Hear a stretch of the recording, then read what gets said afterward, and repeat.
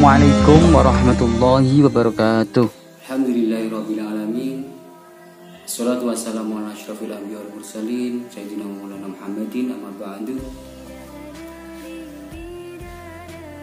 Anak-anakku sekalian yang dirahmati oleh Allah SWT, alhamdulillah, mari kita senantiasa panjatkan puji syukur kita kehadirat Allah SWT, yang mana atas nikmatnya kita masih diberi kesehatan sehingga kita dapat menjalankan ibadah puasa dengan lancar.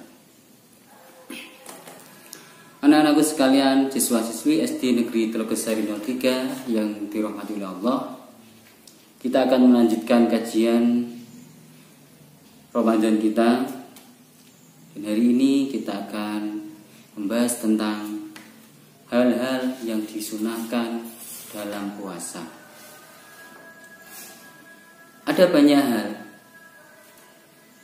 yang disunahkan, artinya tidak wajib. Kalau kemarin kita tahu kewajiban puasa itu hanya niat dan menahan dari sesuatu yang membatalkannya, baik itu makan, minum, dan yang lain-lain kemarin. Di lain hal itu banyak sekali hal-hal yang menjadi kesunahannya. Perlu kalian ketahui, sunnah adalah sesuatu yang apabila dikerjakan maka akan mendapatkan pahala, dan apabila tidak apa-apa, artinya tidak mendapatkan dosa. Berbeda dengan wajib. Wajib itu harus dilakukan. Jika dilakukan mendapatkan pahala, namun jika ditinggalkan akan mendapatkan dosa. Dan sebaliknya, wajib adalah haram. Haram itu jika dilakukan mendapatkan dosa, namun jika ditinggalkan mendapatkan pahala. Karena ini bulan istimewa, bulan Ramadan, bulan ibadah, maka sayang sekali kalau kita melewatkan hal-hal sunnah. Maka untuk menambah kualitas ibadah kita, maka kita menambah ibadah kita dengan hal-hal yang sunnah. Salah satu kesunahan puasa adalah menyegerakan berbuka jika telah waktunya tiba. Ketika adzan tiba, ketika adzan maghrib, dan kita yakin itu benar-benar ya, maka kita disunahkan untuk segera berbuka puasa. Berbuka itu yang penting batal, baik itu hanya makan atau minum atau makan secukupnya. Nah, tentunya harus yakin, harus benar kalau itu memang waktunya maghrib ya. Jangan sampai kita terlena. Pernah ada orang itu karena saking laparnya kemudian ada suara beduk atau apa ditabuh, sekira mambuk dikira maghrib, langsung minum. Wah ya batal karena belum waktunya buka. Atau ketika belum maghrib tapi kemudian ada suara qori atau suara tarhib itu ya, salatu wassalamu alaik, nah dikira adzan. Jadi kalau sudah adzan harus dipastikan itu benar-benar adzan, jangan sampai keliru. Karena kalau sampai keliru itu malah bisa membatalkan puasa. Tapi kalau sudah benar-benar adzan, nah kita disunahkan untuk segera membatalkan puasa atau berbuka. Ya kalau memang nanti juga boleh, cuman kalau kita segera makan itu malah dapat pahala. Jadi puasa kalau semakin lama itu malah nggak baik ya. Wah saya kuat puasa sampai misa, sampai subuh lagi, malah nggak baik. Ketika waktunya buka, kita disunahkan untuk segera berbuka.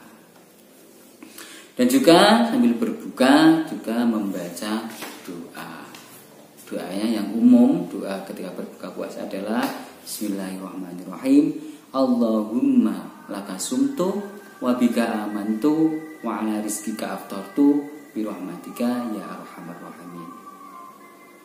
Atau lebih lengkapnya doanya adalah Allahumma laka sumtu wa bika amantu wa ala rizqika aftartu wa dzabatu ma'u wa btalatil uruku wa tabatal ajru insyaallah. Yang artinya, ya Allah, untukmu aku berpuasa, atas rizkimu aku berbuka, maka telah lenyap dahaga, basahlah urat, dan semoga ditetapkan pahala insyaallah. Setelah sunnah kita bersegera berbuka, maka ketika sahur kita mengakhirkan ketika sahur juga termasuk kesunahan. Bagaimana kita ketahui batas waktu sahur adalah subuh.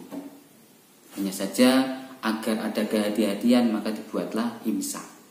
Imsak itu 10 menit sebelum subuh. Nah, artinya semakin kita mendekati waktu imsak dalam sahur, itu semakin kita mendapatkan pahala.